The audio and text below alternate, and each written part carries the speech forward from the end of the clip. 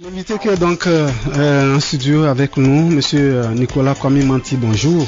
Bonjour Monsieur Mozo. Merci à vous d'être encore avec nous dans cette émission. Je rappelle que vous êtes le secrétaire général adjoint chargé des affaires économiques et financières de l'ANC. C'est un plaisir d'être avec vous ce matin. Le plaisir est partagé. Je profite pour saluer les auditeurs et auditrices de Radio Zéphyr. Oui, allez-y. Merci beaucoup. Malheureusement, je serai seul à vous recevoir. Le confrère qui devait m'accompagner à la dernière minute est pris. Mais bon. C'est inhabituel. Oui, bien sûr. Habituellement, nous sommes deux à vous recevoir. Bien, j'espère que vous vous portez bien et que le parti l'ANC se porte bien, de même que les premiers responsables. Pour ma part, je rends grâce à Dieu. L'ANC se porte très bien. Les premiers responsables aussi. D'accord. Voilà.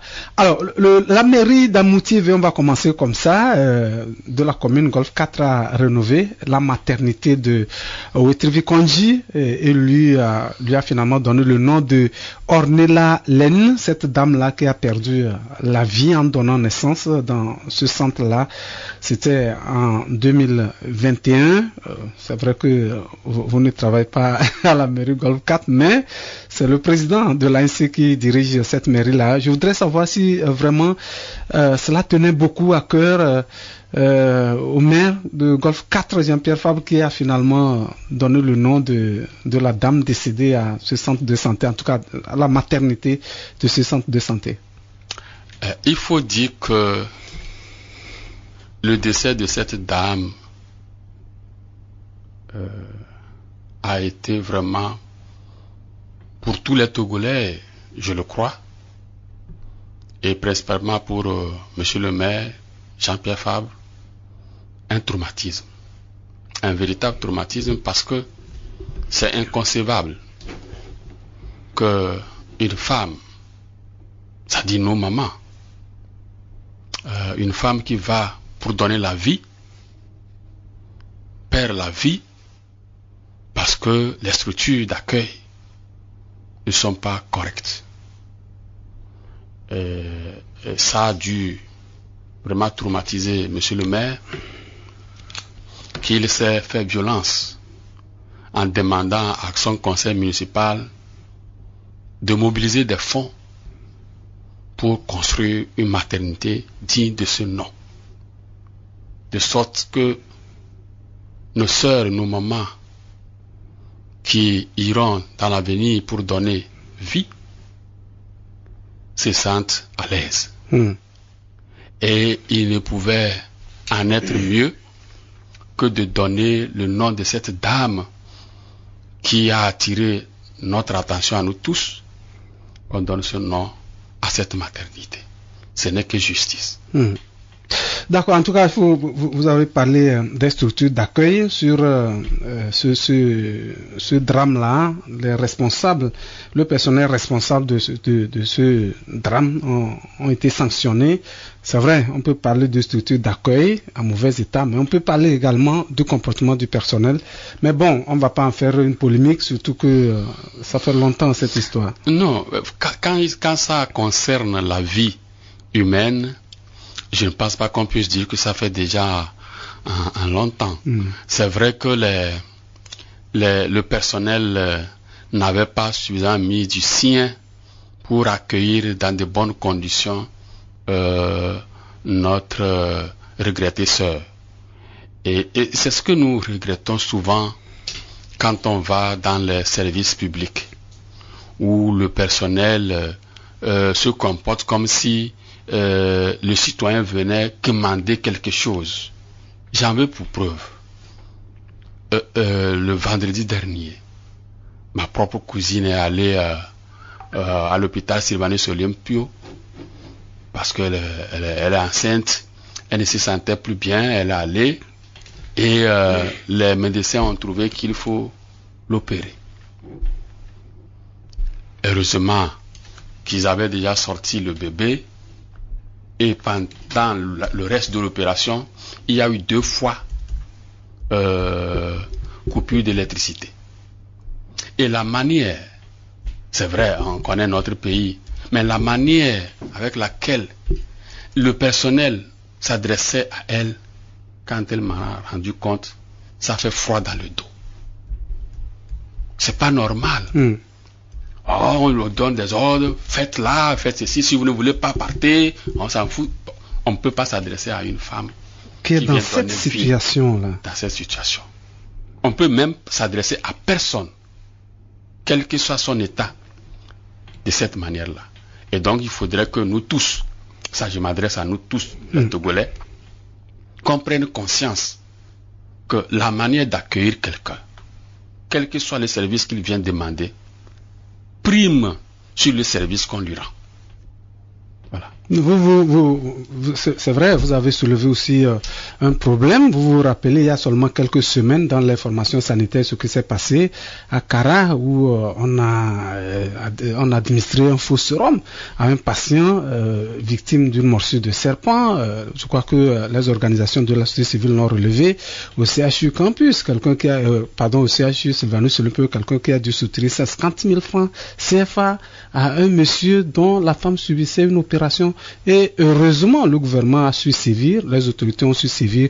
Je crois que c'est des comportements vraiment, surtout dans la formation sanitaire, à ne pas vivre.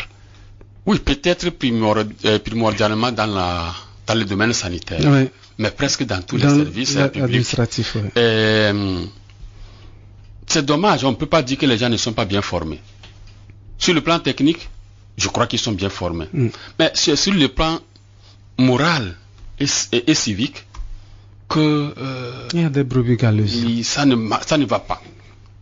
Vous allez dans un service, le monsieur écoute tranquillement sa radio ou bien il lit la presse et vous regardez, il est sur son Android. Oui, il fait WhatsApp et vous regardez, il n'est pas pressé de vous accueillir, de vous demander de vous rendre service. C'est pas normal. Et quand on dit que un agent de la santé publique soutire 150 000 francs à quelqu'un qui est venu pour que sa femme se fasse opérer, c'est vraiment dramatique. Est-ce à dire que leurs salaires ne sont pas corrects? Mais si c'est le cas, ils ont des syndicats, ils peuvent réclamer. Et entre eux et le gouvernement, il y aura un dialogue pour discuter des meilleures conditions de travail. Mais de là à soutirer de l'argent aux honnêtes citoyens qui paient leurs impôts, lesquels impôts vous permettent de recevoir vos salaires et de travailler, je crois que c'est indigne. Et il faut qu'on change d'attitude, de comportement. Bien, on va poursuivre avec une autre actualité. Sur une radio sœur, le maire de la commune Golfe 4 parlait des travaux défectueux du nouveau bâtiment de la Lunato à Nukonakwe. Il s'agit de quoi exactement? Ah oui, c'était je crois sur radio Nana FM. Monsieur le maire Jean-Pierre Fabre, président national de l'ANC, a parlé de l'état défectueux du bachiment de la Lunato. En effet, le grand bâtiment, au niveau du boulevard, les gens l'appellent boulevard Circulaire, mais c'est le boulevard Sylvanus Olympio, selon qu'il a été rebaptisé par monsieur le maire. Et ce bâtiment, selon nos informations, est dans un état lamentable. C'est ce qui a poussé les dirigeants de la Lunato à évacuer les lieux. Mais je crois que c'est important que cette information soit connue des populations riveraines pour qu'elles sachent que le danger est à leur porte. Parce que ce bâtiment, si les informations dont nous disposons sont vraies, peut s'écrouler à tout moment.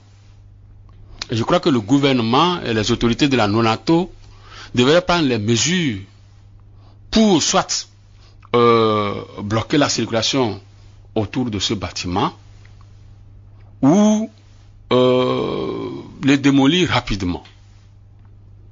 C'est étonnant que ces travaux-là se soient mal passés, parce que quand on va aux informations, j'espère que nos informations sont vraies, celui qui a reçu le marché ne devrait pas l'avoir si on tenait compte de la déontologie de passation des marchés publics. Je ne vais pas aller au fond, mais je crois, selon les informations qu'on a reçues, que ce n'était pas le moins disant. C'était d'abord le plus cher. Il a revu de nouveau son offre financière à la hausse. Et on apprend que à la fin, ce bâtiment a dû coûter autour de 7 milliards. Il y a d'autres facteurs que nous sommes en train de vérifier. Comment est-ce que le contrôle a été fait pour que ce bâtiment soit reçu, pour que le bâtiment soit reçu, soit accepté et reçu. Comment est-ce que la garantie a été libellée pour que ce ne soit pas aujourd'hui cette entreprise qui a construit ce bâtiment-là qui soit mise en cause pour qu'elle reprenne les travaux. Nous avons des informations. Ça fait pratiquement 3 ans. Hein? Oui, 3 ans, quand un bâtiment de telle ampleur, peut-être que un bâtiment de telle ampleur, je crois que la garantie, elle devrait continuer par courir. Ok, la durée. Donc, nous ne pouvons pas avancer sur beaucoup d'informations parce que nous n'avons pas toute l'information. Nous sommes en train de chercher, nous connaissons notre gouvernement. Quand vous écrivez, ils ne vous donneront jamais les informations, mais nous sommes en train de chercher. Mais retenez que ce n'est pas monsieur le maire, monsieur Jean-Pierre Favre, qui est le premier à parler de ce bâtiment. Il y a des journaux qui en ont parlé avant lui. Bien sûr. Voilà. Donc, je crois que si la Lonato a évacué les lieux, c'est que vraiment, ce bâtiment a des problèmes. Voilà. Alors, on va poursuivre. Maintenant, on va parler du 13e anniversaire de l'Alliance nationale pour le changement. C'était le 10 octobre dernier. Mais cette 13e bougie, vous l'avez soufflée pratiquement sous silence. Pourquoi? Oui, il faut dire que la situation sociale au Togo n'est pas rose. Et il ne faut pas se lancer dans des festivités pendant que la population ne se réjouit pas. Nous vivons des inondations, c'est la rentrée scolaire où les parents se tiennent les têtes. Au nord du Togo, on est attaqué partout. Les populations là-bas ne savent pas à quel sens se vouer. Et bien d'autres situations. Donc, ce n'était pas bienséant pour l'ANC d'organiser des fêtes pour le 13e anniversaire. On reste dans l'émotion nationale. Voilà ce que nous avons voulu faire transparaître à travers cette célébration morose dans la prière. Voilà. Il y a eu justement une prière à la cathédrale et puis des échanges au siège du parti. Oui, il y a eu une prière, on a demandé une messe. On a demandé aussi une prière musulmane. Voilà. Et ensuite, des militants se sont retrouvés au niveau du siège pour se partager un pain et discuter de la vie du parti. Voilà. Alors, 13 ans d'existence, comment ce parcours a été pour vous depuis 2010? Il faut dire que ça n'a pas été facile. Déjà, à notre création, c'était la croix et la bannière. Il fallait vraiment être militant, nationaliste pour créer l'ANC. Qu'on se souvienne tous que nous avions été bastonnés, gazés quand on voulait tenir le congrès de l'ANC. Malgré tout ça, on l'a fait. Et depuis 2010, nous n'avons jamais cessé d'être attaqués de gauche à droite.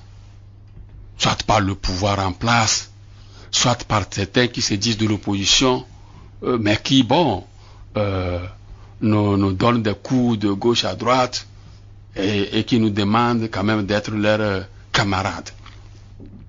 L'ANC a vu beaucoup de ces militants, dont moi, j'étais en prison. Jusqu'au jour d'aujourd'hui, je reste inculpé comme le président Jean-Pierre Fabre et bien d'autres camarades. Vous voyez? Et c'est difficile.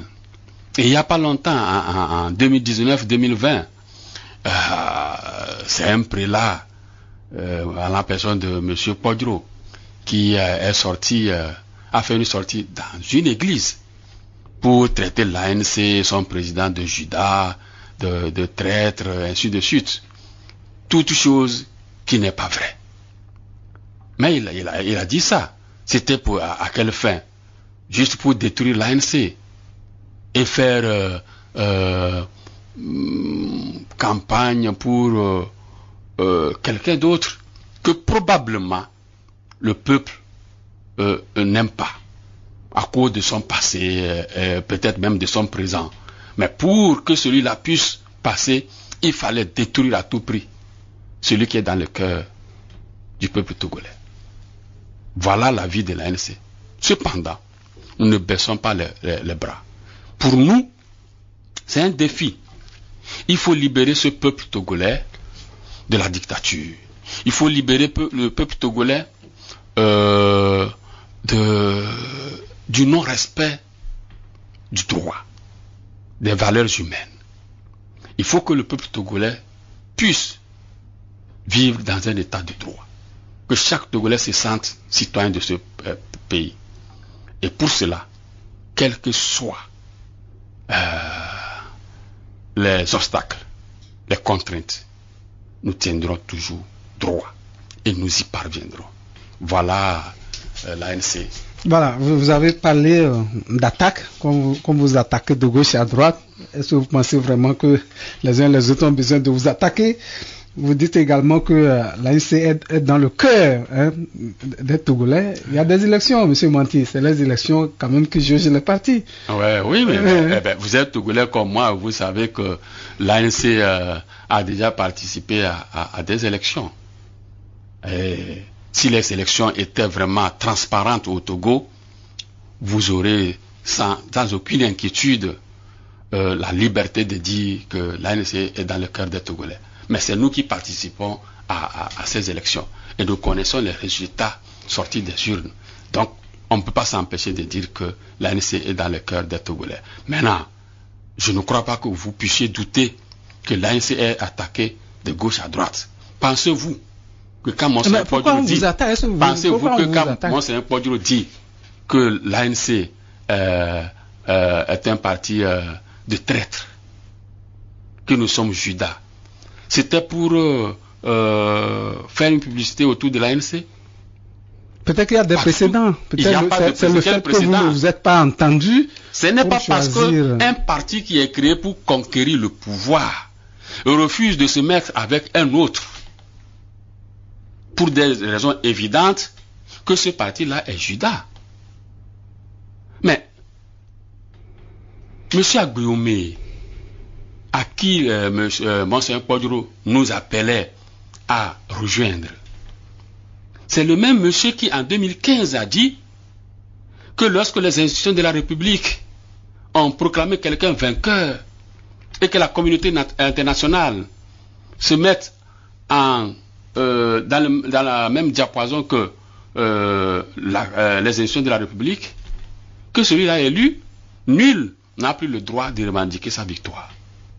C'est ce même monsieur qui en 2015 a battu campagne pour M. Faure Gnassingbé. Et dans toutes les délégations de M. Faure Gnassingbé, ou presque, il y était à l'étranger avec lui. Mais est-ce que ça suffit pour qu'on refuse quand même qu'il soit un candidat unique? Bon, non, ce n'est pas ça, c'est pas ça. Un candidat unique, nous sommes preneurs. Mais pas avec quelqu'un du RPT uni quand même. Quand même. Voilà. D'accord. Bien. On va avancer Vous avez célébré donc votre 13e anniversaire. Vous avez dit un peu comment vous avez fait le parcours. Mais le parti a connu quelques secousses qui ont entraîné des exclusions. Aujourd'hui, est-ce que la sérénité est revenue dans la maison ANC? Nous sommes plus que jamais sereins. Plus que jamais sereins. Ce n'était pas de gaieté de cœur qu'on a donné à certains de nos anciens camarades leur liberté de faire la politique comme ils l'entendent. Mais à un moment donné, il fallait prendre nos responsabilités. Quand des gens qui se réclament de l'ANC, qui ont pris part, du moins par leurs délégués, au congrès de l'ANC, qui donc ont fait des apports qui ont été pris en compte par le congrès, reviennent une année plus tard pour dire il faut convoquer un autre congrès parce que le dernier congrès, la ligne définie par le dernier congrès n'est pas bonne. Et ils sont quoi? Une fédération? Non. Une sous-section? Une section? Non.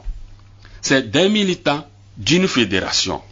Dans nos textes, ce n'est pas comme ça qu'on demande un congrès. Si c'est des fédérations qui demandaient le congrès, oui. Maintenant, vous avez introduit votre requête. Laissez le parti l'examiner. Au lieu. Mais est-ce que le parti a bien accueilli ces requêtes? Oui, est-ce que le parti a bien accueilli? Un parti démocratique. Chaque militant a le droit d'introduire une requête. Et laissez le parti examiner la requête. Le parti a examiné la requête et leur a répondu: votre position n'est pas recevable. À partir du moment où ce n'est pas votre fédération qui demande cela, vous êtes quelques-uns de la fédération qui demandez la chose, votre fédération n'est pas porteuse de votre requête, ça sera difficile que les instances supérieures l'acceptent. Cependant, nous avons un prochain congrès. Si vous êtes sûr que la ligne que vous voulez que l'ANC adopte est correcte, vous avez le temps de sensibiliser les fédérations. Donc au prochain congrès, que ce soit votre ligne qui soit retenue. Ils n'ont pas accepté. Ils se sont répandus sur les médias, aussi bien à l'extérieur du pays que sur les réseaux sociaux, pour nous insulter. Et c'est inadmissible. C'était visiblement des gens qui voulaient détruire le parti. Parce qu'au même moment qu'ils introduisaient ces requêtes-là, ils s'acoquinaient avec la dynamique Monseigneur Poduro. Ils se pavanaient avec eux, prenaient des photos avec eux. Pendant que le parti a dit, nous n'allons rien faire avec la dynamique Monseigneur Poduro tant que cette dynamique Monseigneur Poduro ne sera pas revenue sur ses propos contre l'ANC. Voilà. Avec cela, est-ce que vous n'avez pas perdu quand même des bras valides? Oh, comme les Ashantis le disent, 1000 partiront, 1000 viendront. Nous sommes tous Togolais. C'est vrai, on a perdu des militants, mais on en a gagné de plus. Parce que des gens voulaient voir si notre parti est un parti sérieux. Et ils sont fiers de nous, d'avoir posé ces actes-là. Ils sont venus vers nous. Alors, vous avez, sur votre parcours, sur le parcours des 13 ans, vous avez participé à quelques élections, mais on va parler de la présidentielle 2020. C'était sans succès. Vous continuez toujours le parcours, vous continuez la lutte, vous continuez le combat. Je viens de vous le dire, que l'ANC est créée pour faire du Togo un état de droit. Et donc, nous n'allons pas nous arrêter à mi-chemin. Nous devons continuer, nous continuerons de se battre pour que le Togo devienne un état de droit. Maintenant, s'agissant de 2020, mais on ne peut pas appeler cette élection une élection démocratique, tant elle était émaillée de fraudes, des comportements indigne d'une république. Alors, nous ne pouvons pas prendre en compte les résultats de cette élection-là pour nous mesurer. D'ailleurs, aucune élection au Togo n'a été correcte. Cependant, il y a des limites. Une élection de 2020 a dépassé des limites. C'est pour cela que nous demandons à ce que les élections législatives et régionales soient bien organisées. Pour éviter tout ce qu'on a vécu en 2020. Quand vous voyez l'environnement sociopolitique sous-régional, je crois que nous ne devons rien faire qui puisse mettre le Togo dans une situation inacceptable. On va parler tout à l'heure de ces élections que vous avez citées tout à l'heure, mais ce que vous dites, élections mal organisées, fraude, tout ça, les Togolais sont habitués à cela, ils ont entendu ces paroles, ces mots, ils sont familiers à cela. Est-ce que c'est encore d'actualité? Monsieur Mouzou, vous pensez parce que les Togolais en ont entendu toute leur vie qu'il faut cesser d'en parler? Non. Au contraire, il faut insister. Parce que ces élections-là, c'est une compétition. Et une compétition doit suivre les règles établies. Personne ne doit frauder. Mais si les gens veulent se maintenir au pouvoir par la fraude, finalement, ce qu'ils veulent éviter arrivera, mais pas dans de bonnes conditions. Oui, mais comme vous parlez des fraudes, je crois qu'on est toujours revenu sur ces choses. Les preuves de ces fraudes, c'est où, M. Manti? Vous voulez qu'on vous montre les preuves de la victoire du candidat Jean-Pierre Fabre en 2010? Elles n'existent plus parce qu'elles ont été brûlées par la gendarmerie nationale. Vous voulez qu'on vous montre les preuves de la victoire de M. Jean-Pierre Fabre en 2015? Il faut demander à M. Tafa Tabiou. Quelles preuves vous voulez? Vous voyez, nous sommes dans un même pays et il faut qu'on soit direct. Qu'on dise les choses par leur nom. Quand il y a fraude, il faut le dire. Mais pourquoi en 1998, Madame Awanana n'avait pas proclamé les élections? Pourquoi c'était le général Séhi Memen qui avait proclamé ces élections? Est-ce qu'il était à l'époque, c'était la CNI. Elle n'avait pas dit parce qu'il y avait des fraudes. Si, parce qu'elle avait été menacée. Voilà. Par qui ça aussi? Par M. Memen. Puisque c'est lui qui était venu proclamer les élections. On va marquer une pause, on est rentré dans l'histoire comme ça. On revient tout à l'heure.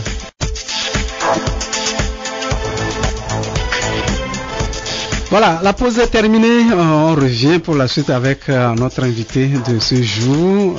Malheureusement, je suis le seul à recevoir M. Nicolas Kwame Manti, secrétaire général adjoint chargé des affaires économiques et financières de l'Alliance nationale pour le changement. M. Manti, on revient. On va parler maintenant des élections, notamment les législatives et régionales. Elles étaient annoncées pour cette année, mais visiblement, elles ne pourront pas tenir. Vous en êtes conscient à l'ANC que ça va être compliqué de tenir les élections en 2023? Nous sommes en train de constater que jusqu'au jour d'aujourd'hui, les dates de tenue de ces consultations électorales ne sont pas connues de tous les Togolais, peut-être seulement à la discrétion du parti au pouvoir contre les dispositions de la loi.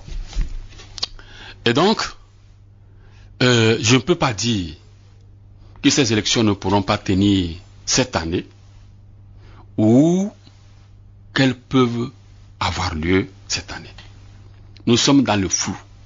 C'est pour cela que l'ANC avait écrit il y a de cela 2 mois ou plus à la CENI pour lui demander de nous communiquer le chronogramme des élections législatives et régionales et notamment leur date de tenue.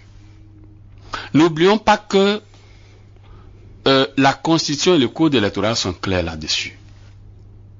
Les élections législatives doivent avoir lieu entre les 30 jours qui précèdent, dans les 30 jours qui précèdent la fin du mandat des députés actuels. Et les députés actuels avaient fait leur entrée, je crois, si j'ai bonne mémoire, le 20 janvier ou le 21 janvier 2019. Donc les élections législatives doivent avoir lieu entre le 20 décembre ou le 21 décembre et le 20 janvier ou le 21 janvier. C'est ça les dates constitutionnelles. La Constitution est claire là-dessus. Il n'y a pas autre alternative. Il faut. Et donc, quand j'entends dire qu'il est possible que ces élections n'aient pas lieu, je me demande pour quelle raison. Le gouvernement a eu 5 ans pour préparer ces élections. La CENI a été mise en place en 2022, en mars 2022, pour un mandat d'1 an, selon la loi. Nous sommes en octobre 2023. C'est-à-dire que la CENI a eu plus qu'1 an pour préparer ces élections. On ne peut pas nous dire, alors que le Togo, sur le plan politique, n'est pas mouvementé, il n'y a pas de crise majeure, sauf à faire des réformes, le découpage électoral et ainsi de suite, qu'on nous dise qu'on ne peut pas tenir ces élections, on ne comprend pas. Et si on ne peut pas tenir ces élections, là aussi, il faut que la classe politique soit informée. Parce qu'aller aux élections, c'est beaucoup de moyens. Moyens humains et moyens financiers. On ne peut pas se mettre à dépenser ces moyens-là et qu'on vienne nous dire que les élections n'auront plus lieu. Ce serait dommageable pour nous et pour tous les pays. Ça veut dire qu'à l'ANC, vous avez cessé de travailler sur le terrain. Vous attendez donc le chronogramme pour... Pas du tout. Un parti politique digne de ce nom travaille toujours sur le terrain.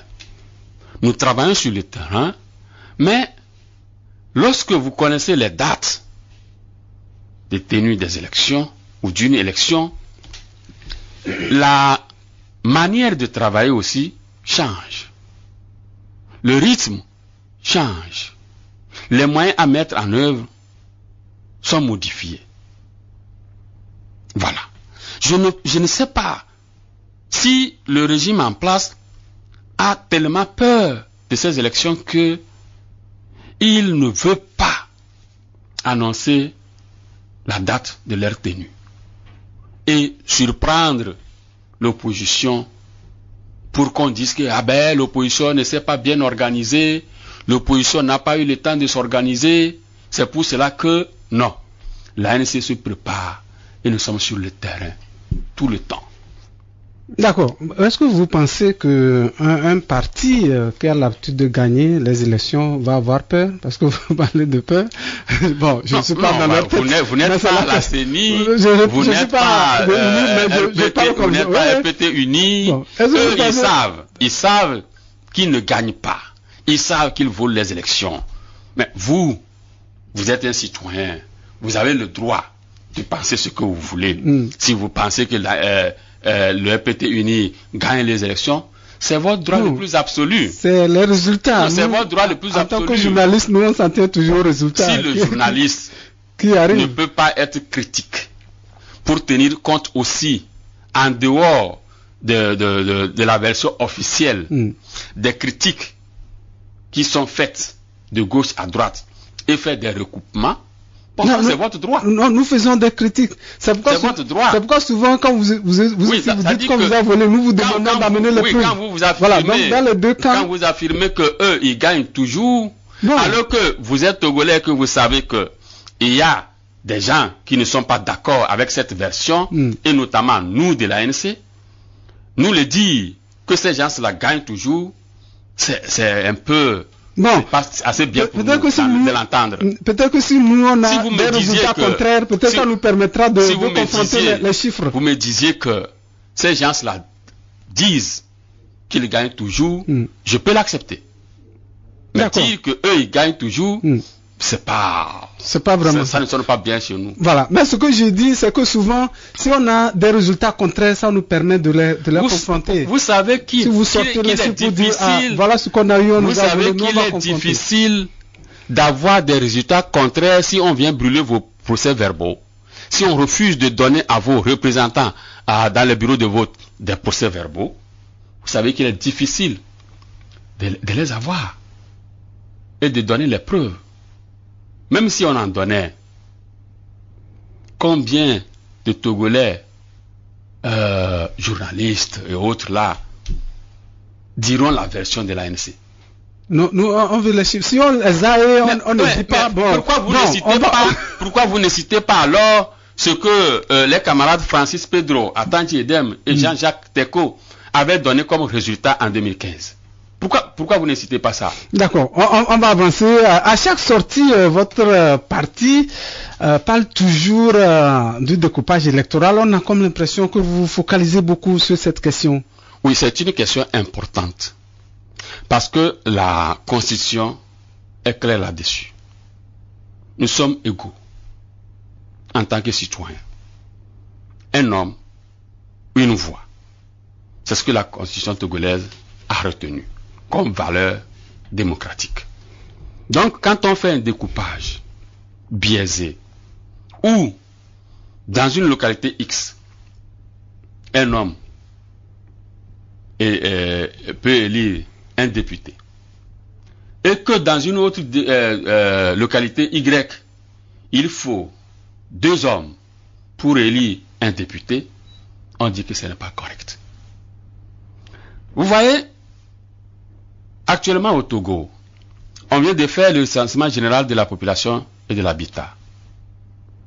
Et dans la région maritime, on a 3 millions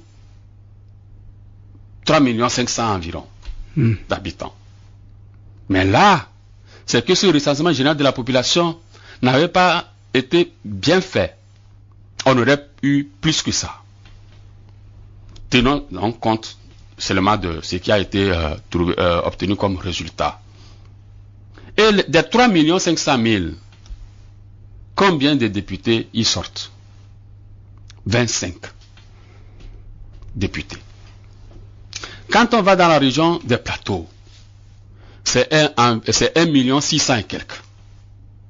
Soit la moitié, moins de la moitié de la population de la région maritime.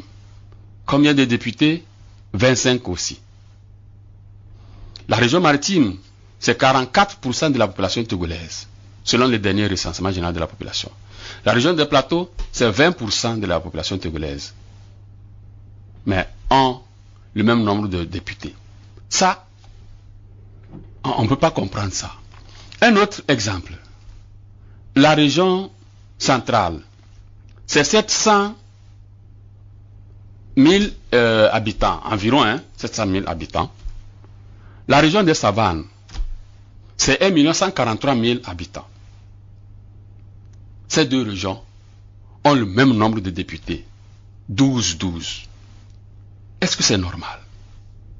La région de la Kara, c'est 900 000 habitants environ, moins que la région des savanes. Elle a 17 députés, pendant que la région des savanes en a 12. Non, vous voyez des discriminations, vous voyez des discriminations qui existent. En plus, la région de la Kara, qui a 900 000 habitants environ, donc a le même nombre d'habitants que la préfecture d'Agouenivé, qui a 900 000 habitants. Mais est-ce que vous savez que Agouenivé n'est même pas une circonscription électorale? Agouenivé et le Golfe font une circonscription électorale. Donc, si les listes des partis politiques sont faites et que chacun prenait tête de liste un homme du Golfe, et qu'à la fin, 10 listes présentées, chaque liste a un député, ça voudrait dire qu'Agoyinve n'aurait pas de député. Mais Agoyinve n'est pas le seul dans ce cas. Il y a le Bamono qui est avec les lacs. Il y a Belé qui est avec Loto. Il y a l'Akebu, d'où je suis originaire, qui est avec Wawa. Il y a la Nié, qui est avec Ogou. Il y a la plaine de Mo, qui est avec Sotubois. Il y a Loti Sud, qui est avec Loti. Il y a Saint-Cassé, qui est avec Tone.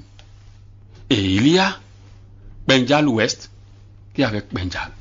Pourquoi ces préfectures-là ne peuvent pas être autonomes? Et toutes ces préfectures que je viens de citer,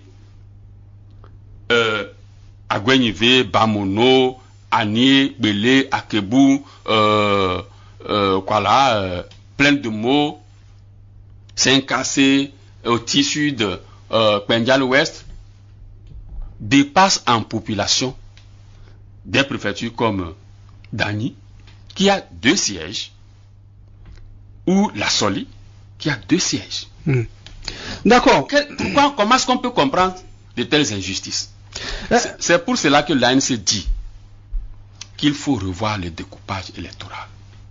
Non, comme l'impression que vous parlez, c'est souvent la veille des élections. Non, pas souvent. Non, normalement, la fin des élections, c'est le débat qu'il faut poser. Non, même au CPC. Voilà, même à la CNAP. Le CPC qui est là. Non, même à la CNAP, ce problème avait été posé. Actuellement, vous êtes au CPC. Au CPC, oui. Ça a été posé. À la dernière séance du CPC, nous avons soulevé ce problème. Et on nous avait dit qu'on va revenir là-dessus, étant donné que les élections, c'est encore dans quelques mois. Nous sommes en octobre. Ah, donc vous attendez certainement une prochaine réunion pour poser le débat? Non, on a déjà posé le débat. On nous a dit qu'on va en discuter au cours d'une prochaine séance du CPC.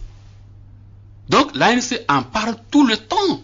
Notre première proposition de découpage électoral date de 2011, où l'ANC a fait une proposition de découpage électoral. D'accord. Bien, peut-être que le moment venu, vous sortirez vos propositions pour en débattre, comme je disais, peut-être au niveau du CPC. Mais le Parlement actuel sera encore en place si jamais les élections ne se tiennent pas, les législatives ne se tiennent pas. Mais la loi a prévu quand même que ce Parlement poursuive. Est-ce qu'il y a encore polémique à votre niveau? Quelle loi a prévu que ce Parlement reste en place? La Constitution. En son article 52, je crois, vers le dernier alinéa pratiquement. Article 52, je crois pas, on va le lire tous ensemble pour voir.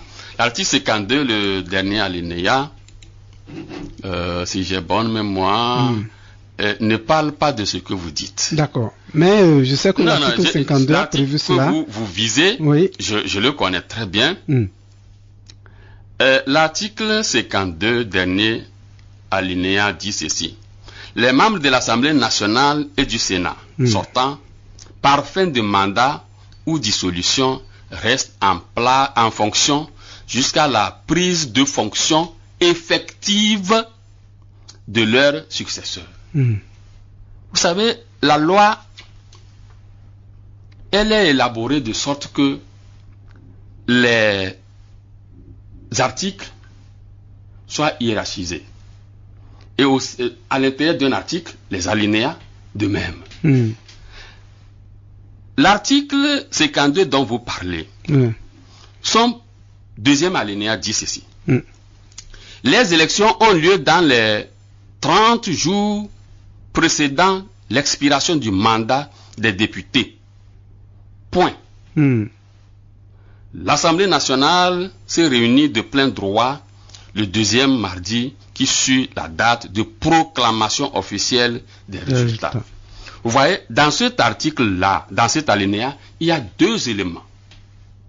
Le premier élément, la date d'élection des députés. Dans les 30 jours qui suivent la fin du mandat, il y a élection. Maintenant, le second alinéa dit: les nouveaux députés élus prennent fonction. On a dit les 30 jours qui suivent, mais les 30 jours qui précèdent. qui précèdent. Qui précèdent. Oui, les 30 jours qui précèdent l'expiration du mandat. Qui précèdent l'expiration du mandat des députés. Mais le second élément qui est là, le deuxième mardi qui suit la date de proclamation officielle des résultats. Ça voudrait dire que on peut faire des élections dans les délais constitutionnels. La proclamation peut ne pas avoir lieu rapidement et on peut même entrer dans la fin du mandat du Parlement en cours. Mais puisque la proclamation n'a pas encore eu lieu, les députés ne peuvent pas siéger. C'est pour cela que le dernier alinéa vient dire: les membres de l'Assemblée nationale et du Sénat sortants, par fin de mandat ou dissolution, restent en fonction. Ça voudrait dire que ça n'a rien à voir avec la tenue des élections. Ça a à voir seulement avec la prise de fonction. C'est ce que le législateur a voulu dire.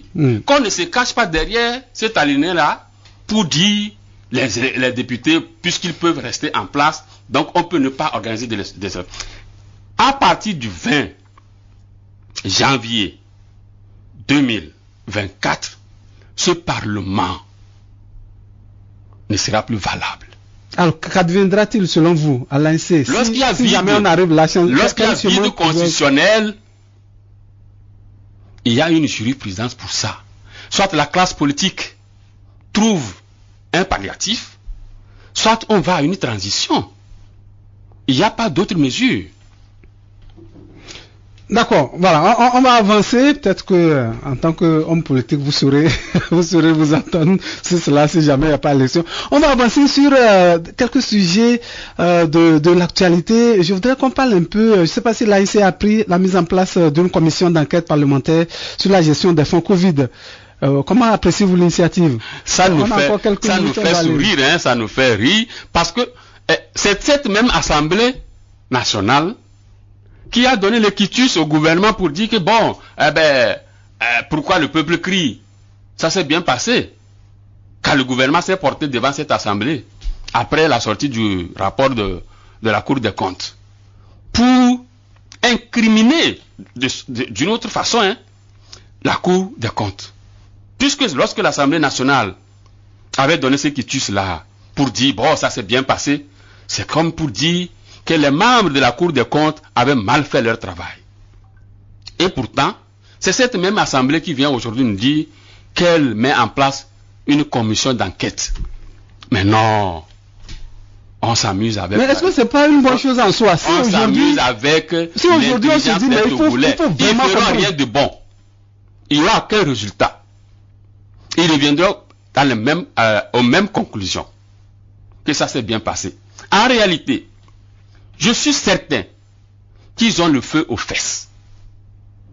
Parce que ce n'est peut-être pas de l'argent du Togo. Les donateurs disent, mais vous n'avez pas bien géré.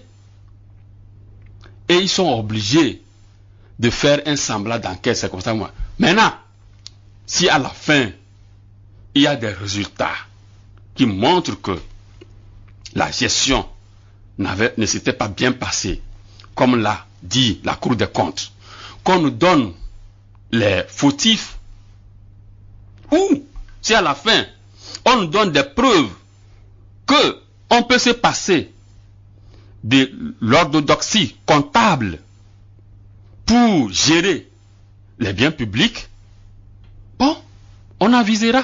Mais pour l'heure, je crois que c'est du cinéma.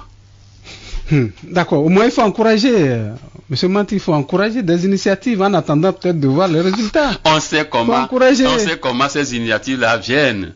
C'est quand nos frères au pouvoir ont des problèmes là, qu'ils trouvent ces contorsions-là pour dire, écoutez, on va faire enquête. Vos frères au pouvoir ne sont pas les seuls à être dans cette commission. Il y a aussi l'opposition parlementaire qui est là. Quelle opposition?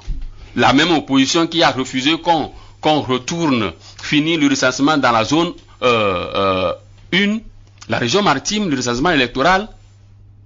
C'est de cette opposition que vous voulez parler?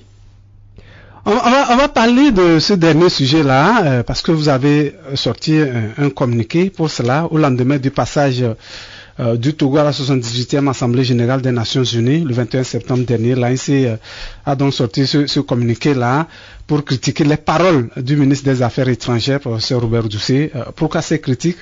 Avez-vous vraiment besoin de cela? Est-ce que lui, il avait besoin de dire ce qu'il a dit? Il a donné la position du Togo. Aujourd'hui, nous tous, c'est le sentiment que nous avons pour l'exprimer. Il ne faut pas être hypocrite. Il ne faut pas être hypocrite. Hein? Mais le RPT uni tête le sein de l'Occident. Et vient parce que aujourd'hui les Africains ont les yeux ouverts, comme nous on l'avait depuis. Nous sommes tous des Africains. Oui. On a les yeux ouverts désormais. Pour savoir que nous sommes volés, nous sommes réduits en esclavage, qu'il va faire l'hypocrisie pour annoncer devant la face du monde entier qu'ils sont fatigués. De quoi? De têter le sein de l'Occident. Pourquoi là-bas, aux Nations Unies, il n'a pas condamné l'assassinat de Sylvanus Olympio? Si tant tel qu'ils sont fatigués. Vous revenez dans l'histoire. L'histoire nous appartient, c'est notre histoire. On va avancer au moins. On va pas l'enterrer. Si on avait un sentiment aujourd'hui, on a un autre sentiment, on veut changer. Oui, ben il faut alors qu'il parte du départ. On ne peut pas critiquer cela aussi, M. Manti. Ce qu'il a fait, c'est de l'hypocrisie. Et il faut qu'on le dise. Mais M. Robert Doucet ne peut pas dire que nous sommes en paix dans ce pays quand des gens ont été tués à la lagune de Baie, au Fréau Jardin. Donc tout ce qui se passe au Togo. Vous êtes collé toujours à l'histoire, c'est pourquoi vous trouvez qu'on ne peut pas changer. Oui, ça nous appartient, mais on doit changer également. Il n'y a pas longtemps, des enseignants ont été chassés de leur fonction parce qu'ils réclamaient quoi? Les meilleures conditions de travail. C'est un pays de paix, ça? C'est un pays de paix où on jette l'opposition en prison? C'est un pays de paix? Non. On va conclure. Il faut pas qu'on soit. On va conclure. Un petit mot pour conclure, Monsieur Manti. Oui, ben il faut dire que c'est avec toujours joie que je passe sur vos antennes pour permettre à nos concitoyens d'avoir la version des faits de l'ANC. Et j'espère que la séance d'aujourd'hui leur a servi de quelque chose et que nous à l'ANC nous allons continuer de nous battre. Merci pour que vienne l'état de droit. Merci, monsieur. Que le peuple togolais soit avec nous comme nous le sommes avec lui. Monsieur Nicolas Kwame Manti, secrétaire général adjoint chargé des affaires économiques et financières de l'ANC, notre invité aujourd'hui. Merci beaucoup d'être venu dans cette émission. Ce rendez-vous s'achève ici. Et je vous remercie de l'avoir suivi où que vous vous trouvez. Je suis Mathieu Mozo, Laurent Lorenzo assuré la mise en onde. Nous disons bonjour à monsieur Idrissou, patron du bar Zéphir à Haute. Merci de nous suivre là-bas, de nous écouter là-bas 5 sur 5. Au revoir.